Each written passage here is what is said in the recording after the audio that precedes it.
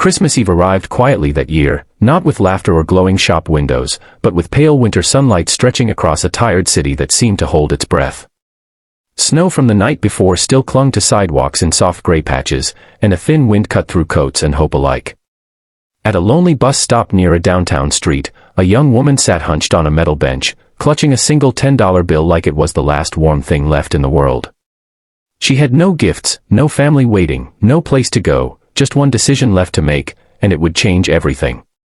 If you believe that kindness can come back when you least expect it, take a moment right now to like, comment, share, and subscribe to Midnight Tales. Your support helps stories like this reach hearts that need them. Her name was Maribel Shaw, and she was 23 years old, though the weight in her eyes made her look older. Her light brown hair was pulled back in a loose, careless tie, and she wore a faded beige dress under a thin gray cardigan that had seen better winters. The bus stop glass behind her was smudged with fingerprints and old ads, and beside her boots rested a small canvas bag holding everything she owned. The $10 in her hand was meant for a bus ticket to a shelter across town, one that promised warmth and a simple meal. But as Maribel watched people pass, parents rushing children by the hand, couples laughing, strangers wrapped in coats and purpose, she noticed an elderly woman standing a few steps away, shivering in a worn blue scarf, staring at the bus schedule with confusion and fear. Maribel knew that look. She had worn it herself more times than she could count. It was the look of someone who had nowhere to be and no one to ask.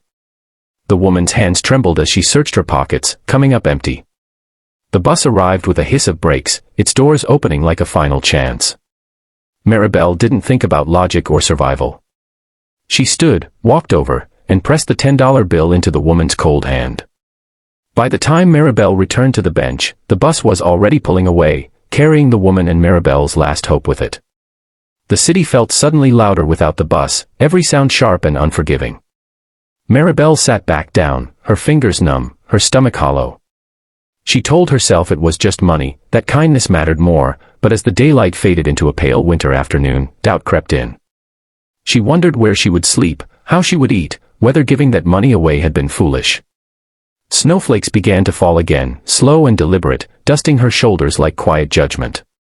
She hugged her arms around herself and tried to remember the last Christmas that felt safe, the last time she believed tomorrow might be better than today. Maribel's life had unraveled slowly over the past year. After her mother passed away, the small apartment they shared was lost to unpaid rent. Jobs came and went, interviews ended in polite smiles, and friends drifted away as problems grew heavier. Christmas Eve wasn't magical for her, it was just another reminder of what she had lost. Still, as she sat there, she felt a strange calm. Giving that $10 had hurt, but it had also warmed something inside her that had been cold for a long time. Then, through the falling snow and midday traffic, a long black limousine rolled into view, its polished surface reflecting the pale winter sky. It slowed near the bus stop, tires crunching softly, and came to a stop right in front of Maribel. The scene felt unreal, like something stitched into the wrong story. The door opened, and a tall man stepped out, dressed in a dark charcoal coat, his presence steady and deliberate. He scanned the street before his eyes settled on Maribel, not with suspicion or pity, but with recognition, as if he had been looking for her. Maribel stood slowly, unsure whether to run or stay. The man approached, his expression calm but intent, and gestured gently toward the bench she had just left. He explained that he had been sitting in the car, watching the bus stop, when he saw her give away the last of her money without hesitation. He told her that he believed moments like that mattered, especially on a day when the world often forgot the quiet acts of goodness. Maribel listened, stunned, her heart pounding louder than the traffic around them. The man introduced himself as Callan Wright, someone who spent much of his life moving between meetings and obligations, rarely slowing down enough to notice people like Maribel. That afternoon, something had made him pause. He spoke of second chances not as luck, but as choices that ripple outward in ways no one can predict. As snow gathered on the sidewalk and daylight softened, Callan offered her a ride, a meal, and something she hadn't felt in months, dignity. Inside the limousine, warmth wrapped around Maribel like a blanket.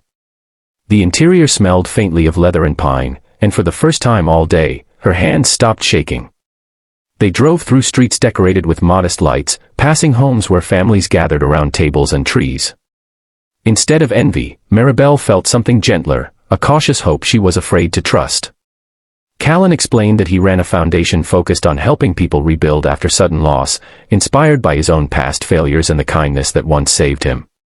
They arrived at a modest hotel bathed in afternoon light, not extravagant but welcoming.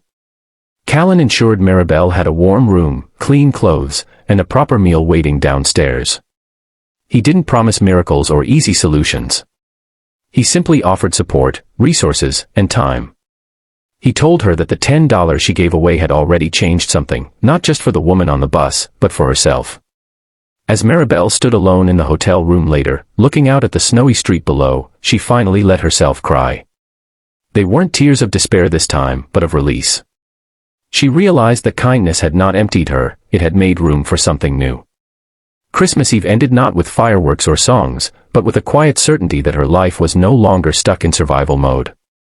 If this story touched your heart, if you felt even a small spark of hope while listening, please take a moment to like and share this video. Your engagement helps stories of compassion reach others who may be waiting at their own bus stops.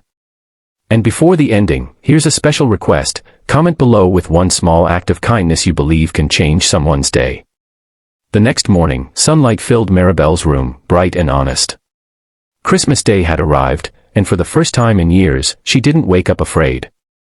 The $10 was gone, but what replaced it was worth far more, a reminder that even in the hardest seasons, choosing kindness can open doors you never knew existed.